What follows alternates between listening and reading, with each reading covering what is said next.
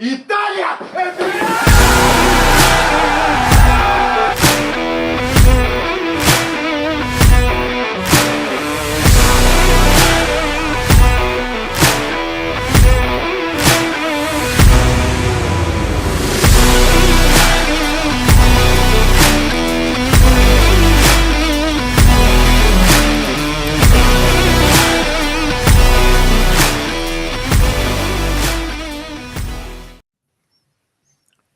Milanisti everywhere. Hey, how's it going? Welcome to the Milanistas 360 podcast, where we have a ton of stuff to cover for you this week.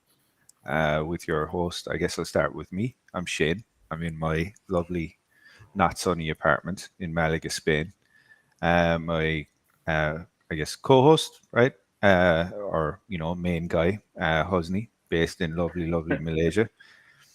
And our additional co-host John, from his lovely unsunny room in the UK. It's As I never try sunny here. and cough up a lung because I ate some like stuff I shouldn't have been eating just before this pod. So anyway, I guess guys, right. So how have you been this week? I guess we start with you, Hosni, since you were away last week. How have you been? Yeah, sorry guys. Yeah, I was away a bit on the road trip, so it's been a good week. 2 wins, which we'll speak about, throughout the pod. But other than that, I think one of the other things that we really need to be happy about I is that there was that one game as held today about legends. So those are good to see the legends playing in South America. I think it was in Brazil. I think they played one of those legends tournaments, legends matches. So yeah, it's good to see a lot of those familiar faces from the good old days. How about you, John? How's that thing with you? Uh, Overall, good week. We've got 2 wins out of 2. Can't complain about that. A good win today. Uh, there's a lot to say about the midweek game. So when we get to that, I think we'll have a lot to say. And now we've just got to get on with it, really. And we've got a run of games that we should be winning in Serie A. So I really hope that we take full advantage of it. And I hope that some of the other teams around us slip up. Yeah, fair enough. Yeah, again, quite a lot to recap. So I guess let's start with Newcastle game. So yeah, this was an interesting one. In typical Milan fashion, we can never do these things early, so we came from behind. Midweek game, I had a beer or two while I was watching it. I'm not gonna lie. So it was a good fun time. I went to watch it at the local bar. There's quite a few fans actually there to come out to watch the game because I think they had the common understanding. The understanding I had, which was this is going to be the last game in the Champions League for us this year. So yeah, there was a good turnout for it. Result was good. Obviously, Pulisic, Chukwueze, both got on the score sheet to bring us back from 2-1 down. Husni, what did you think of the game? Well, there were high expectations going in, not only because of the game against Newcastle, but I guess every Milan fan was also keeping an eye on what was happening between Dortmund and PSG. So, yeah, that was out of our hands. Um, I guess it's no surprise that they both managed to get through, but happy that we won. All I can say about the game is that I, even though we won it in the 84th minute, I thought it could have gone both ways. Yeah, we were playing away, we were playing in Newcastle. There were quite a few chances, which I do remember that. Uh, I think it was that Tomori also had that block as well. Mhm. Manyan, I think, also did quite well, especially considering the amount of pressure. I mean, let's face it, Newcastle were in the same boat as us, is that they could have also made it had Dortmund beat PSG. So it could have gone either way. But yeah, we're essentially at the end of the day, it's a game between who goes on to Europa League, and we'll speak about how wonderful it is to be watching our games on a Thursday instead of a Wednesday from next year, seeing as how far we progress. How about you, John? I mean, yeah, any surprises, or we just take the Well, win as it is and we take the money? Uh, real game of two halves, guys. The first half, we were disintegrated off the pitch. Newcastle came out really a rampage, and Milan looked scared. I remember quite clearly at halftime texting Gio from MWP, shout out to them, saying, "Can we fire Pioli now?" Halfway through a game, because they were just we were being out overrun, and Newcastle looked like a completely different league to us in terms of their ability. Second half, so just to give you a bit of context, I had watched the previous weekend the whole of Spurs against Newcastle game, and it had become obvious that the Newcastle bench is so light due to injuries, and their back line is so gassed that as the game progresses, they literally they can't run anymore, and so it got to a point where Heung-min Song was literally just freely walking into the box and passing it, and I think the Spurs won 4-1 in the end or something like that. So the interesting thing was that we saw the best of Tomori during our Newcastle game. That block he did on Almiron was really world class level, in my opinion. And then we saw the best of Manyan. That block he did on is it who was it? Bruno Guimaraes or something like that. It, it was incredible. Strong hand onto the bar. Fantastic, fantastic save. So you're right, guys. It could have gone both ways. But it was really, guys, you must remember at the end of the game, we were hitting post after post and getting complete runs. And if you just look, their players were unable to run back. And one of the things I did was I looked at the subs bench, and to give you an idea, they only had 7 players fit in their subs bench, and they only called up 3. They actually brought 3 onto the pitch. So Newcastle were dead for the taking, and they were there for the taking. The issue for us, and this came from the Dortmund v PSG game, is that once it went to 1-1, Enrique basically Enrique is that his name? The manager of PSG, Luis Enrique, right? Luis Enrique, yeah. Yeah.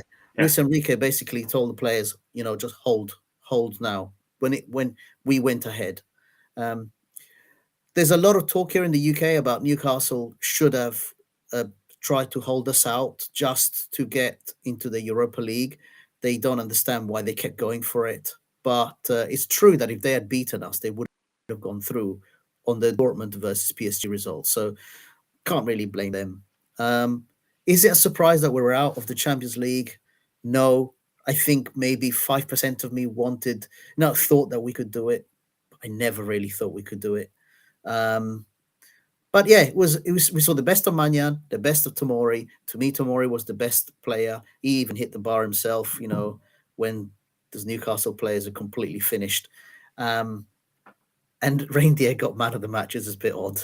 But anyway, good game, good win. We go into the Europa League. There's a lot of talk about what that could mean for us, but let's just talk about the game today. Happier matters. Yeah, so we're going to loop back around onto the Europa League qualification and what it means to us and why it's by no means positive in the context of where we want to be.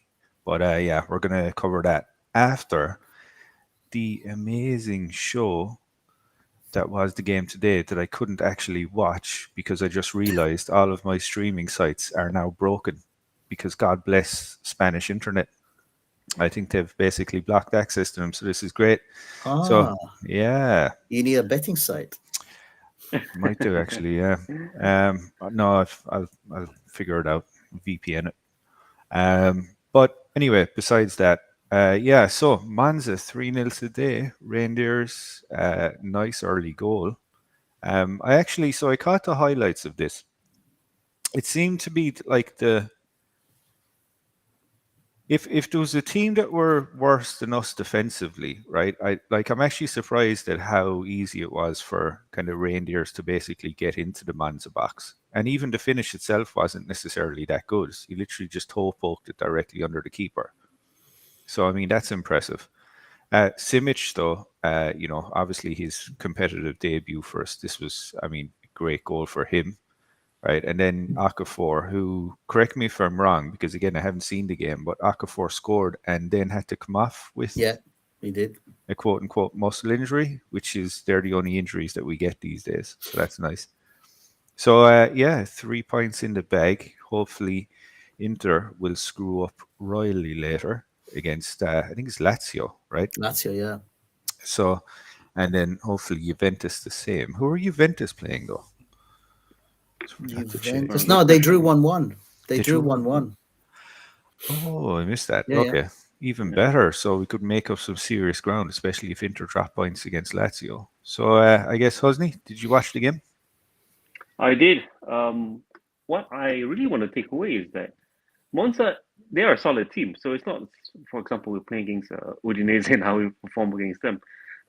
Monza are in a mid-table, consistently a mid-table team, and I think that they could have easily posed a threat.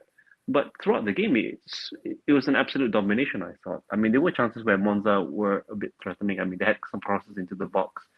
I thought there were some good positions.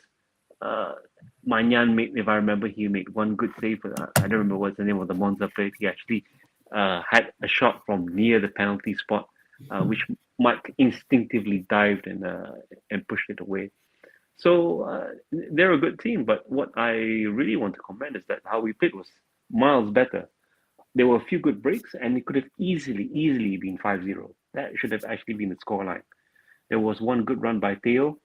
It was essentially overload. I don't know why Theo decided just to go for it. He could have easily just passed it back. Mm. I forgot who was it running down the middle. But the same thing also with Giroud. Overload. It was about 3-on-2, I think, when he was getting on. But he took a bit more time. Maybe he thought it was a bit too easy.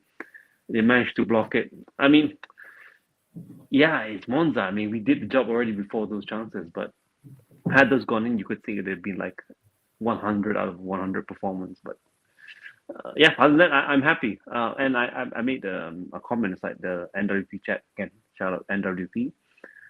Why can't we play this way against these bottom half teams? It seems like it's that easy to play against. They made it look so easy, but when we played against Udinese, I don't know what the hell is going on. We play against so many other Oh, teams in that bottom okay. half of the table. I really Mm. don't know why we can't see this level of performance. So, but yeah, I'm happy. I mean, John, I mean, do you agree? I mean, it should it be this easy against a team like Monza? Okay, Husni, there's a big difference between our match today and our match against Udinese. What was coming after the match against Udinese? Yeah, yeah, I know you're. You know where I'm coming from with Yeah, all yeah, of these all the time. And I hate to sound like a broken record, but we did say now we've got a clear run. There's only Coppa d'Italia in January that's beginning. So now it's all set it up. So you can basically finally start with a strong team, as strong as Pioli deems it to be. Um, I thought he did something weird in training yesterday. There was rumors that he was trying Pobega at centre back, and when the match started, several people noticed that our formation appeared to be 3-4-3, uh, which was switching to a back five when they were attacking us, and Pobega was filling in defence. Now, what do we know about Pioli? He will only bring in youth when he's forced to do so. And what happened to Pabega? He got injured. I think he got injured at like the 20th minute or something like that. yeah, And it's early on, yeah. yeah, there And was Simic no came. other choice, but Simic had to come on. And Simic scored a nice goal where he got into the cutback from Leao and he basically worked really hard to get onto that ball and finish it off, which I'm really glad. It was so nice. And there's again pictures of his parents crying. Simic just come out and said he's going to bring lots of like cakes and stuff, pastries to the team tomorrow. It's a great game. But the other thing to say is Okafor did come on. Um, Kier did have to come off. A lot of us are questioning why Kier was starting after such a long time off. He wouldn't be able to take the whole game. So we lost Pobega to an injury. Kier hobbled off. Bartesaghi came on. Okafor came on. And Came to off. And then he came off again after about 15 minutes. And there was a rumor in the Newcastle game that when he was walking off the pitch, he didn't go and clap the fans and so on because he was carrying something. He felt something. Bit of a strange one to be named on the subs bench today and then for him to last 15 minutes and go. So now I can tell you, do you want to hear, guys, the comments from Pioli post game Sure, on yeah, this? tell us. So we need to add this as a segment because these are just becoming like meme gold at this point. Okay, so Pobega looks like a hip problem. Okafor perhaps was cramp. He only just recovered from an injury to the other leg, so we hope it's not too serious. Their tactics with the return of Simon Kjaer seemed to surprise Monza, as it seems it was shaped like a 3-3-1-3 formation sometimes. So Pioli's explanation why he changed formation is this, and this you will not guess this. He says the idea was to protect two players. Kjaer was coming off an injury and not in great shape, so you start him. And then Florenzi hadn't played 3 games in a row for a long time. So those are the 2 players he actually intended to protect. So he said Monza attacked with 5 players. So with a 4-man defense, we'd have to move around a lot more, and he didn't want to do that. However, playing with 3, 4, or 5 at the back is not what matters. These are Pioli's words. It's all about interpretation. Sorry, often. With Simic coming John, on, yeah. I wanted to ask you, since you mentioned his name, yeah, Florenzi. So Florenzi is there because Calabria has a red card. Correct. I mean, you can tell because Florenzi, I think he played the full 90. Can we do a comparison here? I mean, is anyone really missing Calabria? Because I thought Florenzi, he had a good game. Great point. A good shot. Yeah, a good shot. He was making crosses in. I know there was a hand holding moment, which I thought was really stupid. There should have been a yellow card. Yeah. I'll tell you, 2 good shots, 2 very good shots. He's got a right foot on him. Is it a right foot or left foot? I'm confused. I can't remember. But he's got a strong shot on him, this guy. No, I don't miss Calabria. Today I didn't think of Calabria once. It's a good day. I wouldn't miss him. So did you guys hear the news? We don't know if this is verified or not. To be honest, I don't think it is because it doesn't sound realistic. But apparently Real Madrid were thinking about coming in with a 20 million offer for Calabria. What? I don't think that's realistic. I don't think so. No, yeah, I couldn't see it either. I was just being very hopeful. And sometimes when you hear something that's too good to be true, you just kind of, well, yeah. Because I mean, if he's just if not they that come in level 20 million quality for Calabria, player. it's gonna be like 200 million for Krunic, right? That right. Now we're talking sense. But like no, like in terms of, but you can imagine, like Calabria just isn't. I mean, in terms of overall quality, right? Let's be honest here. He's not even like selected for the Italian national team. So he's not even the best in, he's not even the best in Serie A, right? And in terms of quality, like if it was, I don't know, let's say maybe, do you know someone who's kind of challenging for? Okay, let's pretend it was someone in the Italian league. So someone that's kind of challenging for the Europa, right? I could kind of see him like maybe slotting in there and being, like adequate. But in terms of Real Madrid going from no, would No. you though? If it was true, would you take it? Would you take it? I would 100% take that. Easy. That's a lot of money for someone like that. It's not worth that. Just to get the deal over the line, I would actually have reduced them. Like you can have it for cheaper if you want to. We'll pay you. We'll throw in a Krunic. Yeah, that's it. So the only thing to say here, guys, is he was asked Pioli about going for the championship, and he goes, first place. Actually, the objectives is to finish in the top 4, and we have to just think about this match to match. That's it. That's basically what he said. It's just so like the rest of the interview is pretty poor. He says things like, he makes it sound like bringing on the youth was part of his plan, not the fact that injury forced him to bring on Bartasaghi and Simic. Because remember, Kjaer hobbled off, and that meant that Bartasaghi had to come off, and they held on pretty well. I'd say Simic slotted in fine. So yeah, he says sometimes some comments are negative, like the other day in Newcastle when we didn't achieve the objective we wanted. Today everything's positive because this young lad that worked so hard came in and made his mark. Like, come on, man! It's like purely you were not intended to put a Simic. That's why you practice with Pobega as centre back.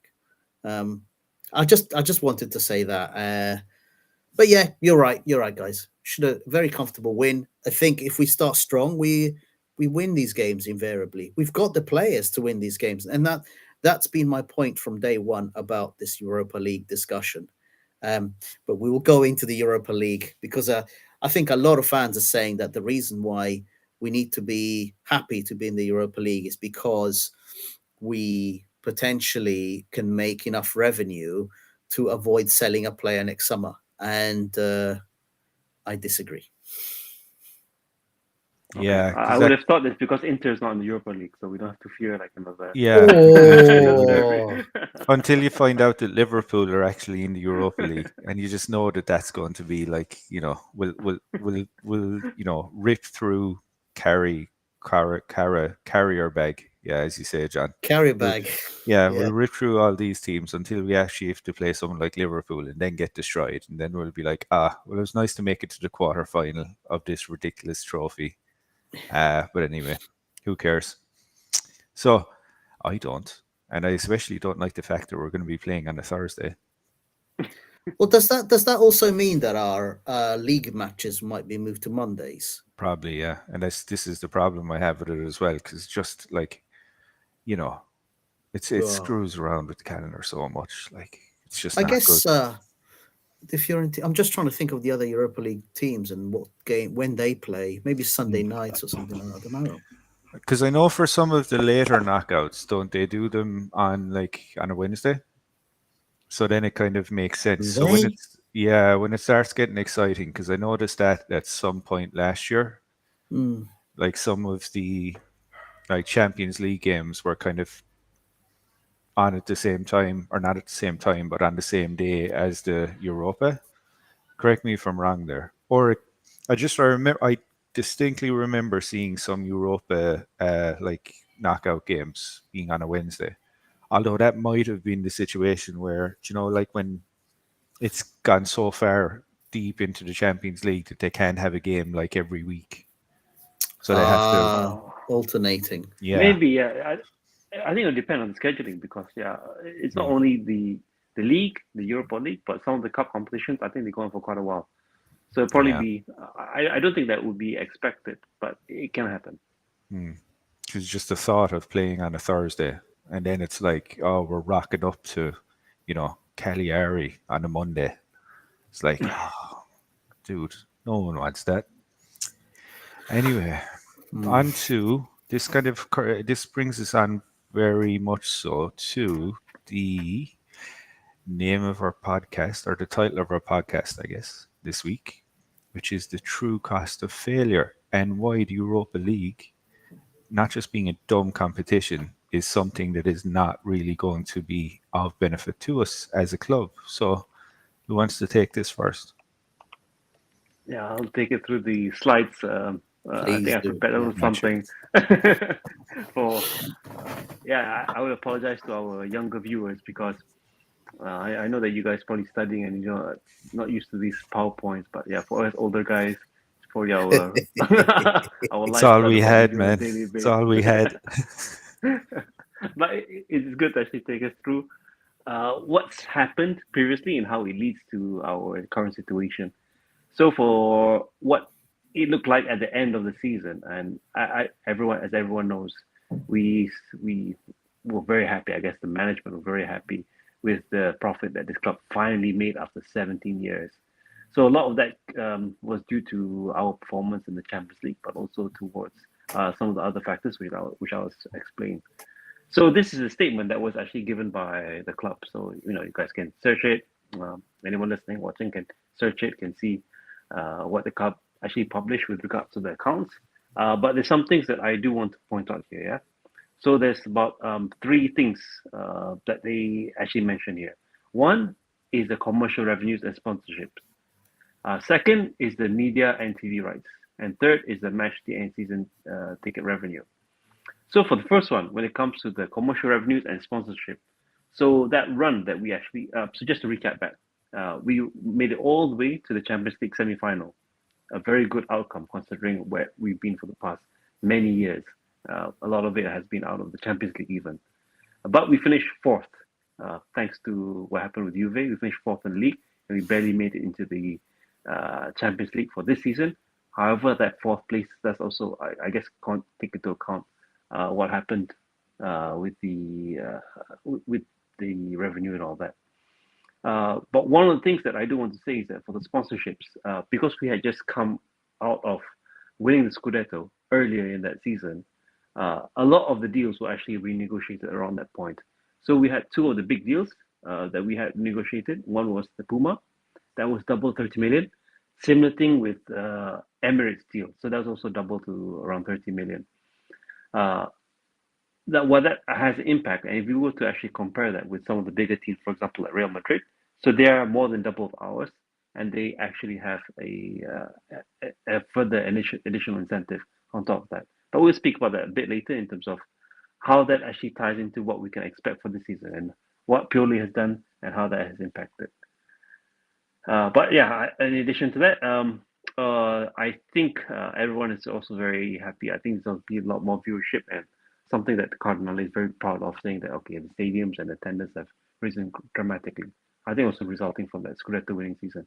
So thanks for that big win, that Scudetto. Thanks for the work of Maldini. I don't know if I should say that, but yeah, I think that's helped a lot for what happened in the previous season. This is Pioli's deal, and the reason why on the races, and we'll speak about it a bit later about how this guy is central to what we've been achieving or not achieving this season. So he has a deal until next year, the year after next, and he has earns 4 million. So he's among the highest paid coaches in the league. And as a result, what happened to Maldini? He now has a bigger say. But we can also thank this guy for what I'm about to show you next. This is the comparison between the Champions League and the Europa League. So as you can see here in the Champions League, yeah, we've done a little bit. Yeah, I wouldn't say we've done enough to progress to the next stage, but we've done a little bit. So we've already had that 15.6 million euros for the participation, but we've won twice and we've drawn twice. So that amount of money is quite significant when you compare it to the Europa League. But what we did miss out on is almost 10 million for reaching the round 16. And another thing that that you guys also have to keep in mind is that there's also two other things that you can also get money from when it comes to Champions League. That is a lot of money. One is your coefficient, which they actually calculate on the basis of a pool of 600 million. So you could get a lot more from that, and also for the market pool, which is the TV rights. And to show you how big of a difference it is with Europa League, and thanks to Pioli, what that has led us, compare it to the Europa League revenues. Look at the stages. You would practically have to be in the, really win the Europa League for it to be near the equivalent of being in the round of 16 for the Champions League. I mean, guys, that is a lot of money if you go to compare it that we've lost. And further to that, look at the coefficient and the market pool. It's not even half in this case. Yeah, look at the coefficient for Europa League, 69, almost 70 million euros compared to 600 million euros in the Champions League. TV rights, similar case. It's more than double in the Champions League. So, I mean, if you were to ask me, getting into the round of 16 or even making it to the quarterfinals, it's already way more lucrative than winning the Europa League, other than the fact that you just have an additional trophy in your cabinet. And yeah, I guess to tie it back into the first slide about how our finances would then look like, I think what my expectations would be is that for the revenues, for the sponsorships, they will be the same. Those tend to be fixed. However, I can't say the same for when it comes for the TV rights, our TV revenue, and what we actually get from the competition, because that's going to be vastly different. So if we had made that little bit of money, I think, what was it? Our profit for last season, was it 7 or something like that? 6 million. 6.3, Yeah. Yeah, about 6 million. I honestly would doubt that we would actually get to those levels if we were to consider this season counted. But I mean, yeah, guys, I mean, what are your thoughts then? Can we really say that other than winning a trophy, is it really that lucrative? Because you could say that, yeah, we will win the Europa League, and that will get us the 15.6 million chance in case we don't make top four. I guess that's the only plan B that we could get if we have more difficulty within the league. And what do you think, Shane? Yeah. Yeah, so I did a rough search on what you can expect to make. So if you qualify for the Champions League and start off obviously in the group stage, so not by qualifying through the back door. So if you qualify and you find yourself in the group stage of the Champions League, right? And if you get all the way to the final and if you win it, uh, outside of ticket sales, right, you can expect about 83 million euros in prize money, right? If you do the same thing in the Europa, so in other words, if you arrive in the group stage, and then play your way through, you can expect about 36 million. Mm. So the difference is vast, right? Like I mean, it's a half. Mm. So like when you factor in like the 6 million surplus or the net positive that we had last year from getting to the semi final of the Champions League, I mean, we're going to be running at a negative again. And I think what's very concerning about that possibility is knowing what we had to kind of sacrifice last season or in the last transfer window, which was Tonali, right, for the most part, with added funds from Redbird, right? We're going to be looking at the sale of a potential like first team player, right, just to Hmm. balance the books and to be able to generate liquidity for us to go and buy additional players on the transfer market. So that being said, it's like, well, what kind of players are we going for? Because we're kind of seeing, I'm definitely seeing that there's a vibe here to go for uh, not world class players, obviously, because of the financial output. I see us building to be someone who can basically beat Sevilla every year in the Europa League final, and that's very concerning. So that I think is probably what we're going to have to get used to. And unfortunately, not only that awful fact, we're probably going to have to get used to having to liquidate really, some of our first team players. So that's my opinion. But I have a question for you, John. Assuming, right, that there was going to be a first team player that has to be sacrificed, right, come the summer, who do you sell Wow. outside of Calabria? That's a very tough question, Shane. I think there are two names that come to mind because of interest from other clubs. One is Theo. I think he's the most likely one to go. And the other one, unfortunately, I think is Manyan because of his wage request, which I find is completely valid for what he is, which in my mind is a top two keeper in the world, but he's asking for 8 million a year. And I kind of think that ownership will not be able to cover that. So, Shane, to add to your point, I did a completely independent search on revenues, right? So, if we take Milan where they are now, and if we win the final in Dublin, by the way, Shane, it's in Dublin, um, the club would pocket 25 million euros. That's it. So that means for the performances in the Champions League and hypothetical performance in the Europa League, we would get a total purse of 70 million euros. That's without counting attendance figures and right, okay, and revenues from that.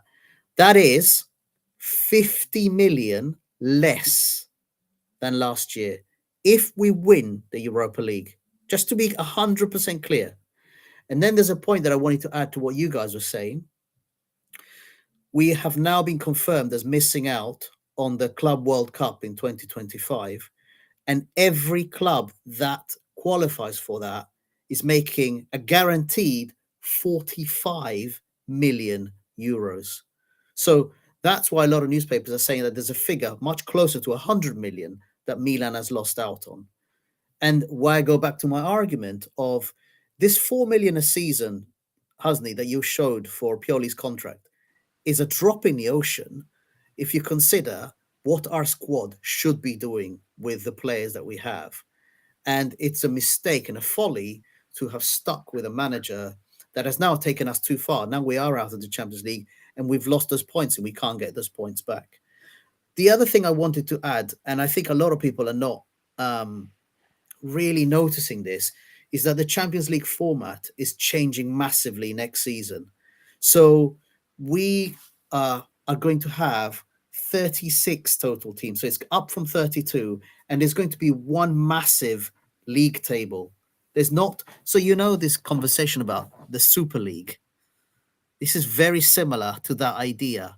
So we are going to have all the teams, 36 teams, and we're all going to play at the very minimum 8 fixtures. It's not going to be home and away against the same team, not the same team twice. It's going to be 8 different fixtures, and they'll be picked randomly according to whether they're home or away.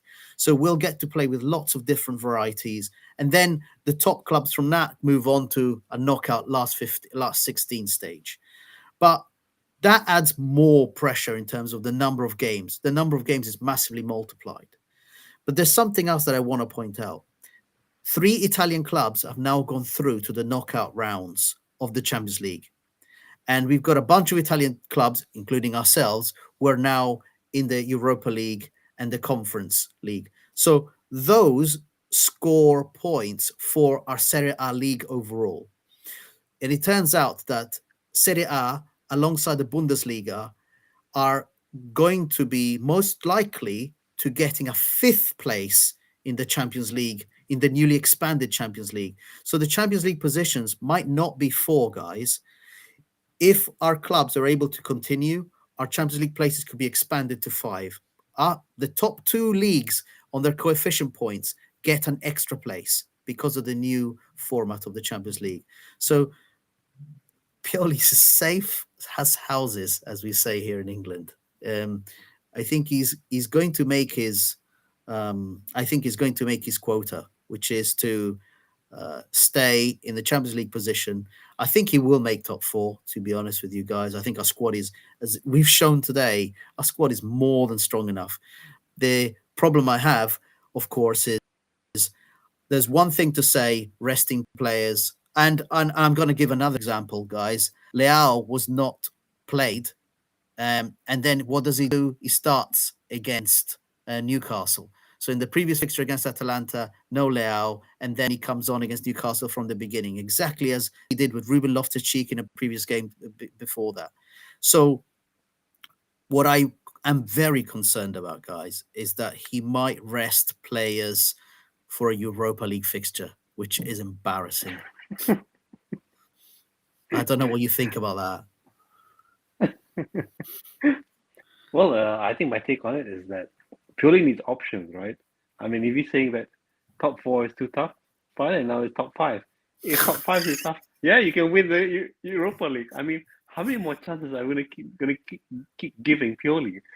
So I think this is playing. Yeah, you're right. It's playing directly into his hands, and it's really lowering the bar in terms of where we should be. Because what I was very disappointed to hear a lot from fans is that, yeah, we didn't make the round of 16 Champions League because we're in the group of death. Come on, guys. We were like a point away, right? we could have actually made it. I mean, it was that slim. That first game against Newcastle, that should have been a win. It could have been Dortmund, but I thought Dortmund, I think they played quite all right, and it could have gone either way. But we beat PSG. We beat Newcastle. So as much as it is a group of death, we could have actually gone through. So this is why I'm thinking it's not down to the squad. I don't think that is the issue. You know, all this thing about lack of depth and everything that I keep hearing every single season, no matter how many players we buy. I don't think that is, you could say, the biggest cause. It is purely. is this guy, and because the management are not willing to pull the trigger, yeah, this is what we're gonna live with. Yeah, we're gonna be the club on the fringes, trying to make it into where the big boys are, but a lot of it in the shadow where we should actually be leading the pack. So Mm. yeah, We're just going that's to be that's the how I feel about guys it. constantly talking about how great our finances are, while Inters are useless, even though Inter are, consistently above us in the table and qualifying for the knockout rounds of the Champions League, right? This conversation is not going to end, guys, because there's something about, I think a lot of people are thinking that this financial issue that Inter have is going to cause them to be relegated. They're going to be published, they're going to be destroyed, uh, punished. Sorry, not published, punished. I think that we're in a similar situation with Redbird's loan to Elliot. What do you do? I know Elliot have actually shown that they can run a club. In my mind, they put people in place that know their business. Said, "You get on with it and bring us money." They didn't ask anything else, did they? They just said, "Gazidis, you're a football guy. You're a CEO that knows football. Come in. You've shown you what you can do with Arsenal in terms of making money go as far as possible. Then we'll allow people like Maldini and Co and Massara to do their job." Was Cardinales come in, borrowed a 600 million, and then gone, I need to pay this loan back, guys. So what do we do now? Oh, how about InvestCorp comes in and we give them no equity whatsoever in the club. We just want their money. Um, no, I don't think so. I think I think we're not in such a great position. I do you guys think that we can win the Europa League? Maybe that's the question I need to ask you. Do you think you can win the Europa League, Shane? I don't think it's the right question. Is I think the right question is does anyone care? Because I really I don't like and I think this is the difference between the two different sets of Milan fans, right? So you're going to have the old timers that remember what it's like, actually winning the Champions League and knowing that you're probably the best team in the world at that point when you do that, or at least definitely in the top three or four, versus like, people getting excited and then towing the party line that, oh, well, we're still in Europe, we're still in European competition. It's like, not really. It's like the Europa League. Uh, okay, remind me, who won it last season? That's a Sevilla. good question. I'm gonna guess Sevilla because I always Because guess they always win. it can't be that far wrong if you say Sevilla. That's it. And it's like, and like when you look at that metric as well, and I'm fairly sure that they were like 14th or 15th in the Primera League, or in the Primera Liga, right when they were in that final. So Mm, that kind of shows you the quality about who you're up against there. It's not a mark of success. It's not something that we should really get too excited about. And even if we did win it, right? Yeah, there is a piece where you could say, okay, well, look, it's the only thing we haven't won yet, yeah, right? yeah. So there's a Top of comment the in Conference the chat League. We that have, is, but we yeah, haven't won. We exactly. I was about to say we haven't won the Conference League, the Europa Conference League either, let's or get into we, that. or I don't think we've won Series C yet. So, I mean, if that's what you're using as a metric, guys, right? like, Wow. I So, Paul, I on your point, you care about Europa League, not if it comes at the cost of a second star. My personal opinion has always been the same because I've said this from the beginning of the season. Pioli cannot handle more than one competition at the same time because he has his favorites that he uses until they break, and then he's forced to bring players in. Again, case in point is what he did today. Uh, do you think he really meant to bring on Simic? No, Pobega forced him into it. Did he mean to bring on Bartasagi? No, Kiev forced him into it. Um, I think what we need is basically to say, let's just focus on Serie A and smash it. Um, let's destroy Serie A. Uh, if we focus on one thing only, we can do it. I think we have the squad to do it, but it might actually be too late already because we're 9 points behind Inter Milan. But it's what I said even midweek.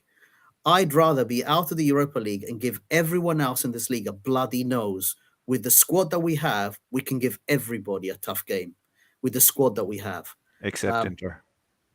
well, it's the problem you've got to say there, Shane. The problem there, Shane, is Pioli's tactics against Inter. He shits it bad every single time. He'll go, let's do a high line against Inter, which is just a lethal thing to do. Sorry as well, Paul. I wasn't being disingenuous on purpose. I didn't realize that was part of your question. That was your question. If I knew it was your question, no, I would have phrased it better. If it Sorry, was I from thought it was me. literally. I thought it was just John shooting the stuff. So sorry about that, Paul. I didn't mean to be disingenuous in that way.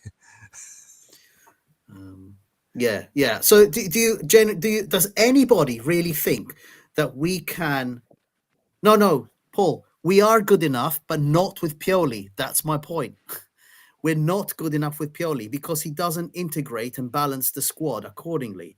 So that's the problem. We brought in all this personnel just to go and do what he does. And I'm telling you, I don't think we will do it because of that. Because of that. And he has shown us in the Champions League campaign. I mean, we've lost 3 Serie A fixtures, pre-Champions League fixtures. And we didn't win all those 3 fixtures either. We gave Udinese their only win of the season. Just think about that for a minute, because he decided to put on players that were completely out of form so he could rest guys. That's my problem with it. Is I think we have the squad, and I think Husni has made the point in the past as well. I think our squad is strong enough. I think it is strong enough, but not under this manager because of the way that he will utilize the players until they break. And in his post game today, he clearly said Kier was not ready to play the whole game, so we tried to protect him by changing formation, and yet he hobbled off. You wouldn't do that to a player. If Okafor had a twinge at the end of the Newcastle game, you probably wouldn't risk him today, but he did, and now we have to wait and pay the consequences for that. So that's basically the manager that we have. We showed Simic showed what he can do. But Paul, and that's so. This is and as well, John. Paul, that's a very relevant point, right? Some of the Primavera should be getting more minutes because I honestly believe that some of the quality we have down there is more than enough, right? You're Yes, 100% true. Now remember this as well, right? Now I know he didn't come through the Primavera, but remember when Chow first came, and the only reason that he basically got game time was because I think was it Kalulu and I want to say Kier I think went you're Gabi, I under, right. think. We or had it was Gabi last Gavia, season. right? They went under, and like that was literally the only reason he started. And next thing, then a couple of months later, right, he's like, oh, he's a guaranteed starter. So it's like yeah. Now I'm 100% not saying right that it is the same type of situation that they are just good enough to replace a starter, but like you have to give them at least some sort of game time, right? Because there's enough quality down there, right? Surely that they can do. I mean, Monza, right? 3-0 up, right? 3-0 up, right? Send them on for the last 10 minutes. If you now again, I don't know how the flow of the game went because I couldn't watch it, right? But if we're 3-0 up against, it's like a team like Monza and we're cruising it, right? Why aren't you giving like the kids more of a chance? So But Shane, I think it's more than that. Not only the Primavera, but even our first team, again, if they are all fit, it should have no problem against any team. We've proven we can beat any team, by the way. Yeah, we've beaten mm, any team last season with arguably a worse squad. Remember when we beat Inter the most time? It was last year, late last year. Who was on that squad? It was CDK. CDK was playing Cam. CDK, Sam Marcus was there. A lot of the people that we wanted out, they were in the squad, and we beat Inter. But then what happens this year? It's an absolute disaster about how we organize ourselves. And mm, essentially, and I keep saying this, but people are saying that, oh, Inter, they got good depth, they're better squad than us. No, they're not. Inter, they suck. They have a Serbi, they have has-beens, absolute has-beens. Alexis Sanchez is back with them. Mkhitaryan. We wouldn't even take these guys, but somehow they have a better squad. So this is the point that I'm making. But I don't think Inter should actually be our metric when we talk about how good squads are. All I can say is that Pioli is a far worse manager than Inzaghi in a lot of situations. I know Inzaghi can lose games, but Pioli can lose those games and more even. So, so Husni, Paul wants to know what are you going to do, right, in the winter mercato when Krunic leaves? I'm gonna find another Krunic form. You know how it works, right? Is this I'm it? gonna have to hate someone. I You know, thought Kru- What's Montalivo up to? Might give him a call. Might come back. the rumor today is that Fenerbahce have not come in with any bids. you know why? Because the league is suspended. I don't think because he's gonna That's offer like right. That's right. the He Seriously? rumor is got like punched, didn't he? 12 million. The whole league is probably like being slowly drained of cash, right? So, and that was always a feeling that, like, I know a lot of people had commented on this when it came to the Turkish league, that there was a potential that it was just kind of a bit of a money laundering exercise that's gone awry. There was a Mm. lot of Or you got people saying that, yeah. or you got presidents punching refs. I think that's on a different level, but it's not just Yeah, money laundering. That that's was passion. actually that was also the Fenerbahce president. Wasn't that the club that wanted to buy Krunic? Oh crap! No, no, That's no, it. it's a different club. It was Is it a different club? yeah, it's a different club. It's Okay, one of I hope Ankara you're teams, right. I think. Yeah. Okay, No, because I think the thing is I think at some point, like, but again, I agree with what Paul is saying. Is that I think he's a good coach, but his cycle at the club is done, and I think this is it. And I it's think you have done. to at some point. You It is can't call done. him an average coach, because average coaches can't win the Serie A, right? It's How just badly it's do we not. miss It's it? good. He could have gotten very lucky, right? But he did get us a Serie A, guys. Like, let's not forget. But the fact that he's gotten all of the players that he wanted this summer, and we've kind of regressed, especially in the middle of the park. He's not the guy we need. We need someone who basically doesn't batter the living crap out of our players in training and then wonder why they have muscle issues. Um, no, but so do you know what? Right. So if Mata, De Zerbi, forget it because we can't afford him. Mata, I think, is realistic. If he's better than Pioli, well, I mean, he's achieving far better results, like comparatively with. I always get confused. Is he Genoa or Bologna? Mata, He is Bologna. Bologna. I Monte always get Bologna. Bologna. confused. Bologna, but so I mean, he's compared when you compare the squads, I mean, he's getting like fantastic results. By So the I way, mean, yeah, Shane, I sorry to interject, but I think in the case of De Zerbi, I I don't buy the some of the uh, things about him not being. We can't really afford him. We can actually we can afford any manager, but how much are you willing to risk it? Mm. So look at Tonali. Yeah, we sold Tonali. We made quite a big sum of that sale. Thanks to him for finding out that he's a gambler. But if you're willing to do that, take for example Mike. I'm sorry, Mike, you don't want to renew. This is the highest. We're going to sell you. Fine. How do you then want to spend that money? You didn't get Deserbi. I don't think it's a problem. But it's whether the management actually has appetite because I would think that any manager that has ambition who really wants to win Scudetto, not just have it in his contract to have it like a Scudetto bonus. He's probably going to want things. Yeah? He's going to say, I need this sort of player. I need to play the system and all that. All that change. I mean, finally putting a guy who knows what he's doing. I think Forlani will be lost. Maybe that's going to be the real the next storm on the horizon. Yeah, mm. Forlani is like finally has to deal with someone who knows what he's doing, as opposed to Pioli. He's just like it seems like absolute yes man. Yeah, I think it's a lot of short-sighted thinking here. It's about like, oh, how are we going to pay for the next 6 months, as opposed to thinking, well, we just said all of these competitions we dropped out of, all of those revenues that we've lost. If you had long-term thinking, you would have gone. It's quite obvious. Like the question, I'm going to go back to this, but Maldini was asked the question, why were you assessing another manager? Why were you assessing Pirlo as potentially taking over?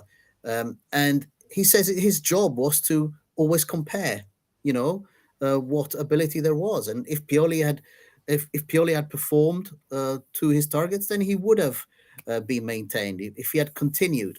But the guy that used to bring in youth and integrate them carefully and so on is not there anymore. Um, as Simic would have been good to have seen Simic for a few minutes against Frosinone guys. Wouldn't that have made perfect sense to have done that? Started to blood the guy in, but no, it wasn't the case. So that's the kind of discussion. De Zerbi is, to me, again, we do have the money. If you have a long-term view of the revenues that could come in when you succeed and make it out of the group stages in the Champions League, you invest a little bit now and then you recoup that later, and all the other things that come with that success, then you do it. The issue, I think, that right now they're not running the club that way. They're running the club as in, we've invested this much, we don't want to invest anymore. These are the amounts that we like. Our wage bill is 1.5 million a week. That's what we have to cover. Um, so anyway, I hope now, because Pobega is injured, right, and Kier looked like he was a bit hobbled. I hope that against Salernitana next Friday, we might get to see Simic start the game. It's definitely a game where he could start. Wouldn't it be good to see Bartesaghi just give Theo a bit of a rest? See Bartesaghi on the left side. I Yeah, because wouldn't have a problem with any of that. Bartosaghi hasn't done anything horrifically bad that I'd actually point out. Oh, like he should never start for us again. No, So, absolutely no. I mean, No, no. No, by the way, Theo has had some pretty horrible games that I can remember. So I would that's say it. that I would rather give, especially against teams like Salernitana and all that, I would give these kids a chance. Mm, This is the thing. It's now we have the opportunity to start to. And we've been saying that since the Frosinone game. We had the opportunity to start putting players in, and today, let's be honest, guys. I just want to really clarify this. Pobega was dropping into centre back position, and it was only when he got injured that Simic came on. It mm, was only when Kier came off that Bartesaghi came on. I just want to yeah, point this out. Don't think Pioli has done well, brilliant tactician whatsoever. He had no other choices on the bench, and that's what he's leaving himself with. And I'm going to get loads of hate for that, all right? But so be You, it. you know what, guys? It's not that Pioli has done well. It's actually Abate has done well. So what do you think about that game? We, I mm, mean, Well, the you got to rumor credit the man, right? was These are his boys. the rumor was that Ibrahimovic coming in. By the way, Ibrahimovic missed his first day at work because he had the flu. Like the joke is we've injured Ibrahimovic as well, even when he's not when he's meant his management. Um, the discussion was that Ibrahimovic might become director of football. If Pioli had lost against Newcastle and we had gone out in fourth place, and therefore he would have missed his objective of even making it to the Europa League, the rumor was that Abate was going to step in and Ibrahimovic was going to become director of football and Abate would be coach and they would work as a double team together. That was the rumor in Italy. interesting. But Pioli's Houdini. We're winning this Europa waste of time trophy. So yeah, so all is forgiven at that point because it's going to become like the Champions League for us, and it's every bit just as important. Even though the same people that are probably going to be celebrating it so hard were nearly taking the piss out of Roma last year for being in the final of such a Mickey Mouse trophy. That is what we have become. Right. So we've only got one game left, which is Salernitana next Friday. What do you reckon? Do you want to do a prediction? Sure, but what would you say would be the starting lineup? Because I think we're still gonna see a lot of players out. Yeah, so Okafor, I don't think that's gonna be. No. It's gonna be No. one of those things like, oh, we'll reassess him in a few He's days. out for 9 months.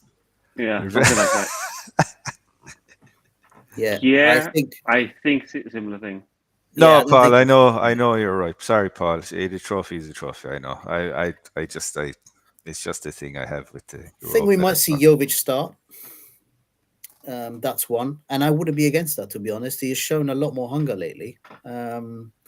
Again, I read somewhere that he had made the decision to really get his head down because he realized that this was his last chance saloon in his career. And he had shown a lot of, improvement in training. And I mean, even when he came on against Newcastle, guys, he ran forward with that ball. He brought the ball forward, which then went on to Okafor, who had the assist for Chucky. So, Jovic might be a useful starter against Salernitana. But I think Simic will definitely start.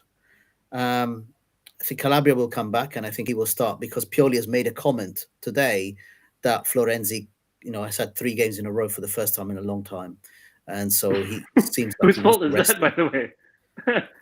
Hey, I'm just telling you, man. But I'd like Ruben Loftus-Cheek to be played in his correct position. I really would. And I'd like Benny, actually. I'd like to see Benny in front of the back four. I don't know why. He has this thing where he wants to put Reindeers there, which is a strange one. He did all right today, Reindeer, and then he did a horrific tackle, which gave him a straight yellow. Um, You'd but wonder with Rangers because I have like this feeling with him that like I think if you gave him another year or two, he'd be very dangerous. No, he's already very dangerous. It's just that he's been running to the ground. I mean, how many games has he Yeah, played? yeah, we did this, didn't we? We did like a 12, 13 game review, and he played over 1,000 Yeah. minutes, which was just like 2, 3 times more than any other player. It just mental. Yeah. Oh, he did well today. The little dribble was nice, and then a little toe poke was nice. Little goal. He did one good tackle, and then he completely missed the other tackle. And I thought, oh, is this going to be VAR check for a red card? Thank God it wasn't. Um, but yeah, he needs a bit of a rest. And I think Benny, he did come on during the game, Benny. So this is the other thing. It's Yeah, he like did. Yeah. Hmm. I don't get this point about this player's been out. Let's give him a few minutes, and then Kier's been out for tons of time, and he gets to start until he hobbles off. It's very strange. I know. Like, and you'd considering Kier's age as well, and considering that he's just coming back after a long-term injury, surely, like you could think that it doesn't make sense to play him for a full game. Should have done him half time and then brought in Simic. So Yeah, just do it like that. That would have been simple. it's not like he's a 21-year-old where you could kind of say, oh, maybe he's just bounced back quicker. I mean, he's nearly retiring at this point. He So is. I think this might be his last season. Actually, I reckon. yeah, Mm. yeah. Okay. Anyway, Mm. I think that wraps it up. Just over an hour, guys. But anyway, yeah. Paul, thanks so much for attending, man. Yeah, we're becoming a Thanks regular for here. We really Thank you, appreciate you, Paul. bro. You're one of the early guys. So, um, yeah. So awesome. Let's. I don't know. We're gonna reconvene next week. sure. Yeah. We'll talk about. We'll come up with a new topic. I think. Hmm. We'll think about this one. Stay tuned. Crew Crew Stay niche tuned, everyone. appreciation special. I think this is what Oh, we need blah. just to see him off. All right, gents, Right. ladies, gents, boys, girls, everything in between. Yeah, so we're signing off. Have a good week and see you next time. Ciao and Forza Forza Milan, everyone. Milan. Forza Milan. Italia!